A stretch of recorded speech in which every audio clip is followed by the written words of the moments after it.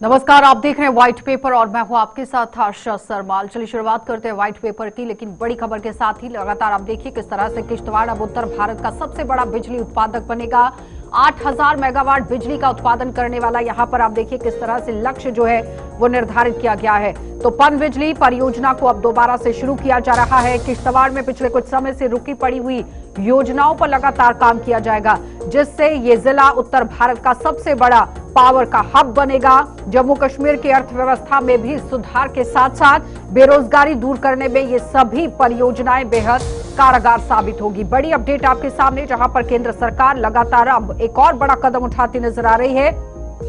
बताते चले 26 नवंबर 2024 को जम्मू कश्मीर में बिजली की भारी कमी का किस तरह से सामना लोगों को करना पड़ा था और विशेषज्ञों ने किन्हीं बातों को लेकर चेतावनी जारी की थी। लेकिन उस बीच में बिजली जम्मू कश्मीर की अगर बात करें तो जम्मू कश्मीर में बिजली खरीदना मुश्किल हो गया है, क्योंकि बिजली परियोजना में बिजली उत्पादन में लगभग 60% की गिरावट आई है और बढ़ती देनदारी 35,175 करोड़ रुपए तक हो गई है। विशेषज्ञों की तरफ से ये पूरी जानकारी सामने रखी गई थी, लेकिन फिलहाल बताते चले कि लगातार आप देखिए 450 मेगावाट बिजली का उत्पादन हो रहा है और अब यहां केंद्र सरकार की तरफ से बड़ी बात कही गई है कि किश्तवाड़ उत्तर भारत का सबसे बड़ा बिजली उत्पादक बनेगा। 8000 मेगावाट बिजली का उत्पादन करने का लक्ष्य निर्धारित किया गया है। किश्तवाड़ में पिछले कुछ समय से जो रुकी पड़ी हुई परियोजनाएं थी, पनबिजली परियोजनाओं को अब दोबारा से शुरू किया जा रहा है, जिससे ये जिला उत्तर भारत का सबसे बड़ा पावर हब बनेगा और जम्मू कश्मीर में इससे अर्थव्यवस्था में सुधार होगा और उसके साथ साथ बेरोजगारी को दूर करने के लिए ये परियोजनाएं कारगर साबित होंगी। लेकिन उसके साथ साथ बताते चलें कि लगातार आप देखिए जिस तरह से जम्मू कश्मीर के अंदर 450 मेगावाट बिजली का उत्पादन हो रहा है, जिसमें जम्मू कश्मीर अपनी कुल क्षमता लगभग 1200 मेगावाट में से लगभग 450 मेगावाट प्रतिदिन बिजली का उत्पादन कर रहा है।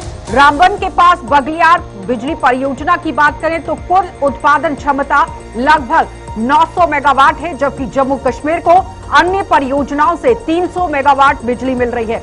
गर्मियों में कम बारिश और पिछली सर्दियों में बर्फबारी के कारण कश्मीर की नदियों में पानी का बहाव भी काफी रहा और इसके साथ ही घाटी में जल विद्युत परियोजनाओं में बिजली उत्पादन की इन सर्दियों में बुरी तरह से कमी देखी गई। लेकिन फिलहाल लगातार आप देखिए किस तरह से अब डिमांड भी बढ़ती चली गई है, क्योंकि मांग बढ़ने से बिजली कटौती बढ़ गई। क्योंकि जिस तरह जेपीडीसीएल, जेकेपीएसीएल के जो प्रबंधक थे, कुछ इंफॉर्मेशन उनकी तरफ से भी रखी गई थी, उस पर भी चर्चा करेंगे। लेकिन फिलहाल पैनल की ओर बढ़ जाते हैं। दिनेश मल्होत्रा है हमारे साथ, सोशल एक्टिविस्ट हैं। बहुत बहुत स्वागत दिनेश जी जुड़ने के लिए। प्रमोद कपाही हैं, स्पोक्स पर्सन है बीजेपी से, आपका भी स्वागत। शेख ओवैस हैं, स्पोक्स पर्सन है नेशनल कॉन्फ्रेंस से, आपका भी बहुत बहुत स्वागत जुड़ने के लिए। दिनेश जी, जिस तरह से पनबिजली परियोजनाओं को लेकर बड़ी बात और एक बड़ी राहत ही इसे कहा जाएगा कि रुके हुए जितने भी प्रोजेक्ट्स हैं उस पर काम शुरू किया जाएगा और लोगों को एक बड़ी राहत दी जाएगी। लेकिन चैलेंजेस कितने तरीके से देखने को मिल सकते हैं आने वाले समय में, क्योंकि हाल ही में 2024 में अभी पिछले महीने ही आपने देखा कुछ डिटेल्स रखी गई थी, जिसमें जेपीडीसीएल के जो प्रबंधक निदेशक हैं उन्होंने भी अपनी मांग बढ़ने की बात किस तरह से कही थी। कितनी चुनौतियां हैं? आशा जी, सबसे पहले आपका शुक्रिया। मेरे को पैनलिस्ट को मेरी तरफ से नमस्कार दोनों को। जैसे आपने आशा जी कहा कि ये जो अब आज कहा है कि किश्तवाड़ में जो एक हब बनाया जाएगा हाइड्रो इलेक्ट्रिक प्रोजेक्ट का, पहले भी ये प्लान किया गया था, क्योंकि ये पूरा जिसको चिनाब वैली रीजन कहते हैं, यहाँ बहुत पोटेंशियल है। तो बहुत पोटेंशियल है यहाँ हाइड्रो इलेक्ट्रिक पावर जनरेशन का। लेकिन अब ये प्रोमिस एक बार फिर किया गया है। अब ये देखते हैं कि इस प्रोमिस इस बार की रियलिटी में कैसे चेंज करती है सरकार, क्योंकि प्रोमिस कई सालों से किए जा रहे हैं। 1996 में जब पहला प्रोजेक्ट शुरू हुआ था, अभी दुलहस्ती प्रोजेक्ट भी इस एरिया में चल रहा है, अब रेटले प्रोजेक्ट भी इस एरिया में चलेगा। तो अब प्रोमिस है, अभी मैं ये कह नहीं सकता कि क्या प्रोमिस इस बार पूरा होगा या नहीं होगा, लेकिन अभी हमें देखना पड़ेगा कि क्या ये जो प्रोमिस किया है सरकार ने, कब तक ये सच्चाई पूरी मतलब सच्चाई होगा, सच्चाई मतलब ग्राउंड पे ये प्रोमिस कब इंप्लीमेंट होगा। क्योंकि पहले भी बड़ी बड़ी परियोजनाएं, यहाँ बड़े प्रोजेक्ट हाइड्रो इलेक्ट्रिक प्रोजेक्ट यहाँ पे लॉन्च किए गए हैं, लेकिन वो पूरे नहीं हो पाए, क्योंकि पोटेंशियल बहुत है, लेकिन इसको एक्सप्लॉइट करना बहुत जरूरी है। हाँ ठीक है प्रमोद जी, वो कह रहे हैं कि दावे तो बहुत बार किए गए, लेकिन वो जमीनी सतह तक कब पहुंचेंगे ये देखने वाली बात है। इससे पहले भी वादे बहुत बार हुए। बहुत अच्छी बात कही दिनेश जी, आपको भी नमस्कार। मैं ये दिनेश जी आपको कहना चाहता हूँ कि मोदी सरकार जो कहती है वो करती है। हम्म। ये पुरानी सरकारें नहीं है जो दावे करती हैं या वादे करती हैं, निभाती नहीं है। मोदी सरकार ने जो भी कहा आज तक वो एक एक अक्षरशः उन्होंने उतारा है जमीन पर।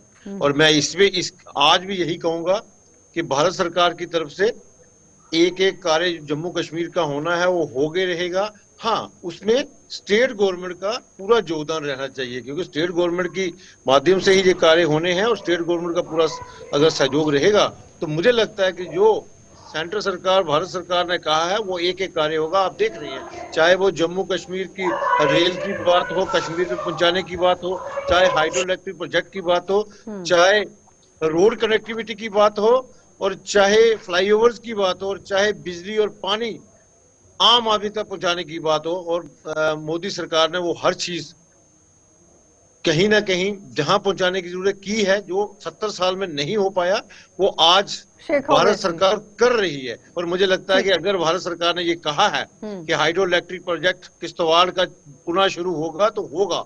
8,000 मतलब 8,000 मेगावाट का इलेक्ट्रिक प्रोजेक्ट है। इससे जम्मू कश्मीर की काया पलट जाएगी। ठीक है। और किश्तवाड़ का जो है वो एक नया सिनेरियो जो है सामने आएगा। 3 जून 2023 को भी एक बड़ा वादा पेश किया गया था और इसी तरह से बड़ी बात रखी गई थी। कपाही जी, शेख हफीज जी। जी, पहले आयशा जी आपको मेरी तरफ से आदाब, जो पैनल में बैठे हैं उनको मेरी तरफ से नमस्ते।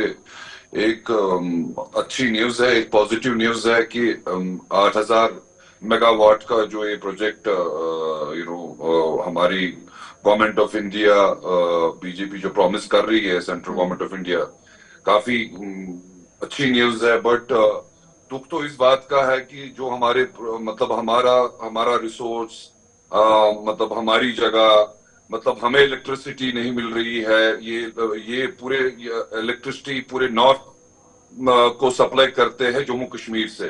पहले चाहे जम्मू वाला हो चाहे कश्मीर का हो, पहला हक उनका रहना चाहिए था। देखिए हमारे जो पावर प्रोजेक्ट के एग्रीमेंट्स इनके साथ थे वो खत्म हो चुके हैं, अभी तक उन पे नजरसानी नहीं की गई। अब आपको ये 8,000 मेगावाट का करना है, बट इसमें चाहिए कि इसमें पहले जम्मू कश्मीर के लोग बचे। लाइक कि अभी यहाँ पे कश्मीर के अंदर आपको पता ही है विंटर का टाइम है। कल रात तो -8 चला जा चुका है, कितना हार्श विंटर है यहाँ पे। हम चाहते हैं कि ये हम वेलकम करते हैं कि ये जो प्रोजेक्ट। लेकिन शेख हफीज जी, अगर ये प्रोजेक्ट अच्छे से काम करता है तो आपके लिए फायदेमंद साबित हो सकता है, क्योंकि 200 यूनिट फ्री बिजली भी तो आपने देने का वादा किया है। सॉरी, मैं कह रही हूं कि अगर ये प्रोजेक्ट दोबारा से शुरू होता है तो फिर आप लोगों के लिए तो काफी फायदेमंद ये बात रहेगी, क्योंकि 200 यूनिट फ्री बिजली देने की आपने बात की है मैनिफेस्टो में, तो आपके लिए तो ग्रीन सिग्नल हुआ। हमने तो 200 यूनिट का तो प्रॉमिस किया है। We are trying to, in fact Omar साहब हैज ऑलरेडी सेड इट कि इंशाल्लाह मार्च ऑनवर्ड्स हम वो 200 यूनिट जिस पे हमने प्रॉमिस किया है हम वो दे दे।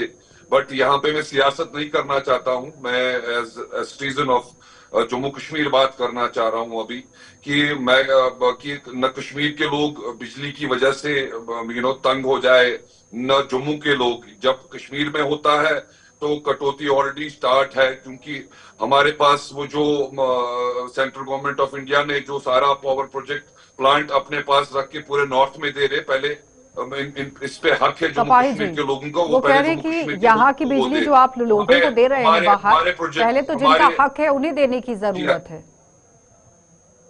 जी,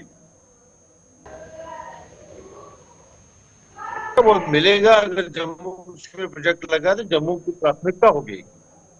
मुझे लगता है कि इनको थोड़ी बुखलाहट हो सकती है किसी बात के लेकर, लेकिन सेंट्रल जो सरकार है हमारी उसको जम्मू कश्मीर का विशेष ध्यान रखा गया है हर लिहाज में। और मुझे लगता है कि जब ये प्रोजेक्ट होगा, जहां जो बिजली उत्पादन होगा वो उसका पूरा शेयर जो जम्मू कश्मीर को मिलेगा, उसमें कोई दिक्कत नहीं आएगी। दिनेश जी, देनदारी की बात कर लेते हैं। प्रोजेक्ट्स तो शुरू होंगे, लेकिन उस बीच में जो देनदारी है सबसे पहले तो वो चुकता करनी पड़ेगी। जो यहाँ डिटेल मैं खुद पढ़ रही हूँ, जो निदेशक की तरफ से बताया गया। उन्होंने कहा कि केंद्र से बिजली की खरीद करने वाले जम्मू कश्मीर में आज की तारीख में 35,175 करोड़ रुपए की बिजली की देनदारी है, जो 2020 और 21 के दौरान 16,580 करोड़ रुपए थी और 21-22 के दौरान ये बढ़कर 23,468 करोड़ हो गई और 22 और 23 के दौरान 31,889 तक पहुंच गई। तो अब यहां पर जम्मू क्षेत्र की बात करें तो 2347 करोड़ रुपए का राजस्व प्राप्त हुआ है, लेकिन कश्मीर में 1867 है। देनदारी को लेकर किस तरह से काम करेंगे, ये भी तो एक बड़ा चैलेंज होगा ना सरकार के लिए। इन्वॉल्व हूँ, आप भी इन्वॉल्व हैं। हम तो राइट्स की बात करते हैं, ड्यूटी की बात नहीं करते हैं। पिछले साल पार्लियामेंट में एक डाटा आया था कि टी&डी लॉसेस पूरी कंट्री में सबसे पहले नंबर नागालैंड है, दूसरे नंबर जम्मू कश्मीर है। जब तक हम टी&डी लॉसेस अपने कम नहीं करेंगे तब तक हमारी जो बिजली में हम सेल्फ सफिशिएंट हो नहीं पाएंगे। हम जितनी मर्जी बिजली जनरेट करें, अगर हम लोग चोरी ज्यादा होगी तो बिजली का जनरेशन का क्या फायदा होगा अगर हम चोरी करें। बाकी दूसरी बात यह है कि मेरा अपना ये ओपिनियन है कि अब जितने बड़े प्रोजेक्ट लगाएंगे, 800 मेगावाट का प्रोजेक्ट 8,000 का लगाओगे, ये इसको कंप्लीट होने में कई साल लग जाएंगे। मुझे लगता है कि सरकार को चाहिए छोटे छोटे प्रोजेक्ट, हमारे पास बहुत पोटेंशियल है 10-10 मेगावाट के, 5-5 मेगावाट के, हमें हिमाचल से सीखना चाहिए। हिमाचल सेल्फ सफिशिएंट है पावर में। हिमाचल ने बड़े प्रोजेक्ट नहीं लगाए हैं। बड़े प्रोजेक्ट का इकोलॉजिकल इन्वायरमेंटल इम्पैक्ट इतना ज्यादा पड़ता है कि सारा सिस्टम कोलैप्स हो जाता है। तो मुझे लगता है कि बड़े प्रोजेक्ट की जगह सरकार को छोटे छोटे प्रोजेक्ट 8-8, 10-10 मेगावाट के प्रोजेक्ट लगाने चाहिए, ताकि उन प्रोजेक्ट का जम्मू कश्मीर सरकार वो अपने प्रोजेक्ट लगाए। एनएचपीसी या केंद्र की एजेंसीज पे सरकार को डिपेंड ना रहना पड़े। जब सरकार अपने छोटे छोटे प्रोजेक्ट लगाएगी तो सरकार अपने प्रोजेक्ट अपने इलाके में ही सरकार बिजली की सप्लाई करेगी। जब आप एनएचपीसी से प्रोजेक्ट लगाते हो, क्योंकि जम्मू कश्मीर सरकार के पास इतना पैसा तो है नहीं है, तो एनएचपीसी अगर प्रोजेक्ट लगाता है तो वो अपनी टर्म्स एंड कंडीशन पर लगाएगा। जम्मू कश्मीर सरकार को एमओयू साइन करना पड़ेगा, इतनी बिजली केंद्र को देना पड़ेगी। आपके पास अगर पैसा नहीं है आप कैसे बिजली मांग सकते हैं। मुझे मेरी ये सजेशन मतलब मेरा अपना ओपिनियन है कि छोटे प्रोजेक्ट पहले जितने भी प्रोजेक्ट्स लगाए गए हैं उसका कितना फायदा हुआ है वो आप भी बेहतर समझते हैं। बहुत अच्छी बात है, छोटे प्रोजेक्ट लगने चाहिए, लेकिन वो स्टेट सरकार को देखना है। वो छोटा प्रोजेक्ट जो स्टेट सरकार की तरफ से लगते हैं, सेंटर का तो प्रोजेक्ट बड़ा ही होगा और सेंटर की कोशिश रहती है कि अच्छे प्रोजेक्ट लगे, बड़े लगे, उसमें स्टेट का भी हिस्सा मिले और सेंटर को भी मिले। ये बात ठीक है कि स्टेट के पास इतना पैसा नहीं है, इतना इंफ्रास्ट्रक्चर नहीं है, लेकिन छोटे प्रोजेक्ट भी हम स्टेट खुद तो लगाएगी नहीं, वो भी आगे कॉन्ट्रैक्ट पर देगी, आगे कॉन्ट्रैक्टर लेगा, कोई काम करेगा, उसमें भी एमओयू साइन होगा। तो वो 1-2 प्रोजेक्ट जो चल भी रहे हैं। ये अच्छी बात है कि स्टेट गवर्नमेंट इस पे इनिशिएट करे और छोटे प्रोजेक्ट सरकार की तरफ से और कहीं प्राइवेट पब्लिक प्राइवेट बन के उसको किया जाए तो मुझे लगता है कि वो भी अच्छा काम है कि अगर छोटा प्रोजेक्ट लगाना है तो फिर आप लोगों को आवाज उठानी पड़ेगी। वो तो स्टेट गवर्नमेंट का काम है। अच्छी है कि हमें बढ़ावा देना चाहिए कि ये जो कह रहे हैं कि 10-10, 20-20 मेगावाट के जो छोटे प्रोजेक्ट्स वो भी स्टार्ट होने चाहिए। बट अगर गवर्नमेंट ऑफ इंडिया ये 8,000 मेगावाट की जो बात कर रहे हैं तो इन्होंने सही फरमाया था। फिर जो हमारे एनएचपीसी वाले हैं उनके साथ जो एग्रीमेंट साइन हो, वही तो मैंने कहा कि पहले इस पे जम्मू कश्मीर के लोगों का हक होना चाहिए। देखिए रिसोर्स तो हमारे स्टेट के ही तो यूज हो रहे हैं ना, तो अगर लेकिन आप पर पहले ही उधार है तो फिर आप कैसे मांग सकते हैं? ये ना हो जाए कि सवाल है ना, सॉरी पहले से ही अगर उधार है तो फिर कैसे मांग सकते हैं अपना शेयर? पहले तो उधार चुकता करना पड़ेगा ना। देखिए जो वही उधार की बात इसलिए हो रही है क्योंकि जो एग्रीमेंट्स एनएचपीसी के साथ थे उसको खत्म हुए काफी टाइम हो चुका है, जिसपे हमने काफी बार आवाज भी उठाई है। उस पे रंगराजन कमेटी आई गेस उस टाइम पे भी वो हमने आगे दिया था कि जो हमारे जो प्रोजेक्ट्स है वो हमें वापस मिलने चाहिए। तो फिर जो भी ये खाली हमारे स्टेट का जो कर्जे की बात कर रहे हैं आप, मैं आपको ऐसे 20 स्टेट्स गिना सकता हूं देश में जहां पे लाखों करोड़ों का कर्जा उन स्टेट्स पे है। बट उसको इस 35,000 करोड़ को लेके आप स्टेट का हक नहीं मार सकते हैं। इस पे एक प्रॉपर एक एक एमओयू जो भी कल के डेट पे एनएचपीसी के साथ होना चाहिए, जिसमें मैक्सिमम शेयर जम्मू कश्मीर के।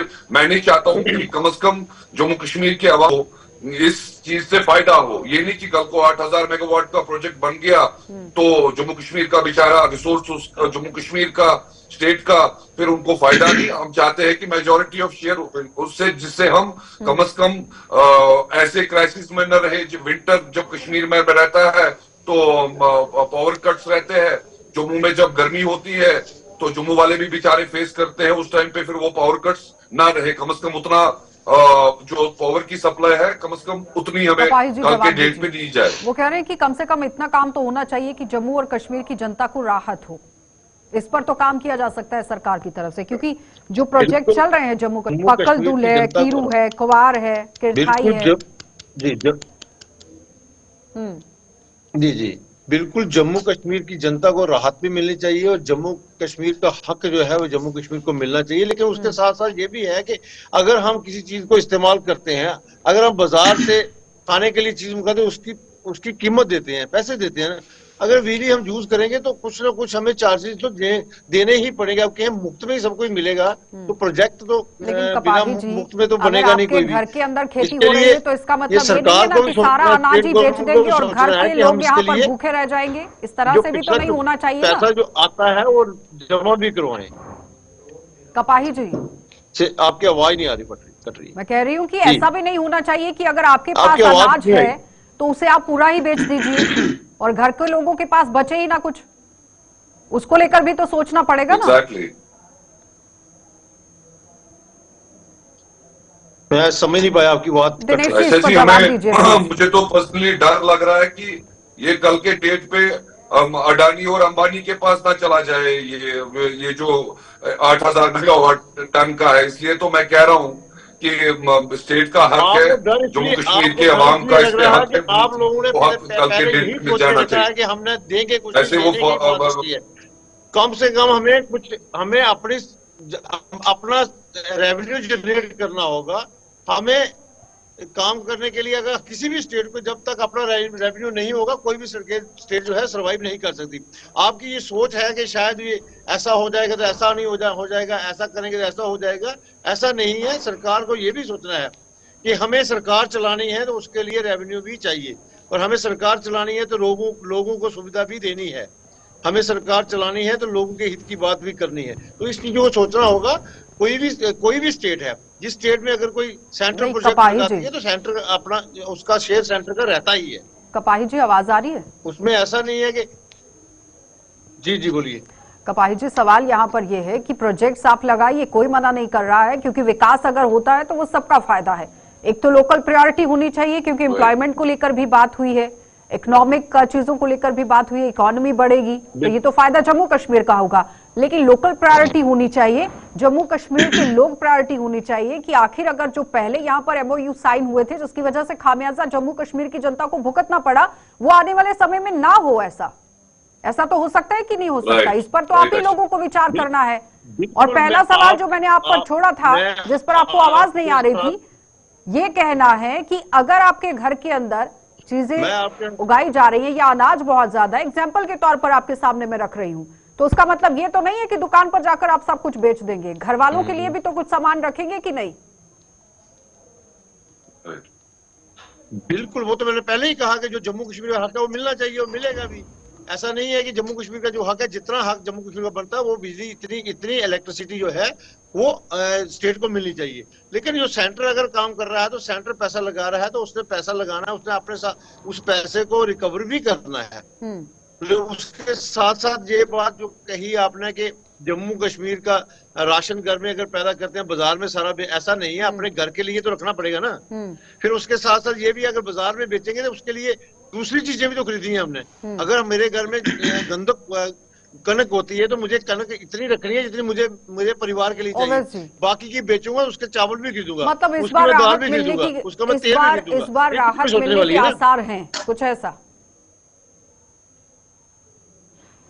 जो 18 घंटे 20 घंटे बिजली देने की बात हुई थी उस पर काम होगा?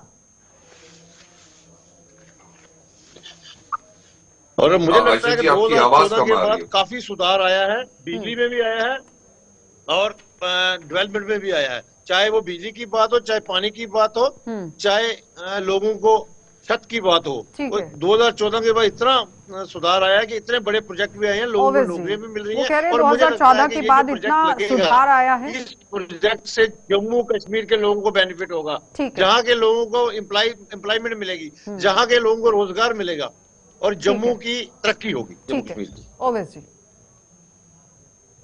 नहीं, हम कब नहीं चाहते हैं कि जम्मू कश्मीर के लोगों की तरक्की हो जाए, हम कब नहीं चाहते हैं कि एम्प्लॉयमेंट आ जाए, बट मैंने आपको क्लियर किया कि देखिए, सोच भी पॉजिटिव सेंटर रखनी पड़ेगी भाई यहाँ साहब, पे सोच पैसा पॉजिटिव लेके लगाएगा, चलना पड़ेगा। वो प्रोजेक्ट हम एग्जीक्यूट हमेशा करेंगे, बट हम हमेशा एक रिसोर्सेज दूसरे तो से स्टेट पूछते के रहेंगे हैं तो ना। सामने सो ये हाथ से हाथ मिला के चलना पड़ेगा। इस टाइप के हमको स्टेट और सेंटर को एकजुट होकर हाथ से हाथ मिला के चलना पड़ेगा, तभी डेवलपमेंट होगी। और सोच पॉजिटिव लेके चलना पड़ेगा। बट हम अगर ऑन राजनीति करेंगे ऑन तो फिर मुझे नहीं लगता कोई काम हो पाएगा, कोई प्रोजेक्ट जिसमें चल इंसाफ पड़ेगा। होएगा, then only it राजनीति would से be ऊपर good उठकर कार्य shaking करना होगा। hands with the center and the state। जब इंसाफ होएगा, इंसाफ तब होएगा कि जब मेरे जम्मू कश्मीर के हर एक घर में इलेक्ट्रिसिटी मिलेगी। और मैं नहीं चाहता हूं कि मैं कह रहा हूं कि आप फ्री ऑफ कॉस्ट इलेक्ट्रिसिटी दे दो, बट ऐसा तो हो सकता है ना कि लाइक अब हमारा रिसोर्स यूज हो सकता है। अगर आप ये बाहर यूनिट 5 रुपए का बेच रहे हो, जो जम्मू कश्मीर का जो नागरिक है उसको वही 2 रुपए में मिले, क्योंकि हक रखता है जम्मू कश्मीर का हर नागरिक इस चीज को लेके, क्योंकि जो मेन रिसोर्सेज है, आप पैसा तब लगाओगे ना जब हमारे पास स्टेट में, अगर हमारे पास नहीं होता तो ठीक है, हो गया। सेंट्रल गवर्नमेंट जवाब दीजिए दिनेश जी, लास्ट कमेंट कीजिएगा कि कितना फायदा और कितना नुकसान देखने को मिल रहा है। ये बात बिल्कुल जेन्युइन है कि जो जम्मू कश्मीर का पहला राइट है, हमारे नेचुरल रिसोर्सेज जितने भी हैं, क्योंकि अगर बिजली यहाँ से जनरेट होती है तो जम्मू कश्मीर के लोगों का पहला राइट है, जम्मू कश्मीर के लोगों को प्रायोरिटी मिलनी चाहिए। जो सरकार अभी सत्ता पे बैठी है, जब सरकार NHPC के साथ MOU साइन करती है तो ये सरकार की जिम्मेवारी है कि सरकार MOU ऐसा साइन करे कि जम्मू कश्मीर को उसका पूरा हक मिले। दूसरी बात ये कि जो ये 8000 मेगावाट का प्रोजेक्ट है, इस पे ज्यादा हमें आशा नहीं रखनी चाहिए। हमें ना अभी अपने पावर रिफॉर्म्स को करना चाहिए, क्योंकि 8000 मेगावाट का प्रोजेक्ट लगने में 20 साल लगेंगे अभी तक। ठीक, तब तक दुनिया बदल जाएगी। इससे पहले तो पकलदुल भी चल रहा है, 1000 मेगावाट है, किरू जल परियोजना चल रही है, 624 है, 540 मेगावाट कवार जल है, कठाई सेकंड है जो जल विद्युत परियोजना 930 चल रही है। तो 8000 आ जाएगा। वो कह रहे हैं कि ज्यादा उम्मीदें नहीं रखनी चाहिए, काफी लंबा समय अभी लगेगा। बहुत बहुत धन्यवाद दिनेश जी जुड़ने के लिए। कपाई जी आपका भी धन्यवाद और ओवैसी जी आपका भी धन्यवाद। तो फिलहाल जल विद्युत परियोजनाओं को लेकर बात हो रही है कि किश्तवाड़ हब बनने वाला है, लेकिन अगर जम्मू कश्मीर के लोगों को प्रायोरिटी पर रखकर काम किया जाए तो ये सीधा फायदा जम्मू कश्मीर की जनता को भी हो सकता है, इकोनॉमिक तौर पर भी हो सकता है, रोजगार के तौर पर भी हो सकता है और बिजली की जो आघोषित कटौती चल रही है उस तौर पर भी देखा जा सकता है। लेकिन अब देखना यह बहुत अहम रहेगा कि केंद्र सरकार की तरफ से कैसी राहत जम्मू कश्मीर की जनता को दी जाती है। आप देखते रहिए कार्यक्रम।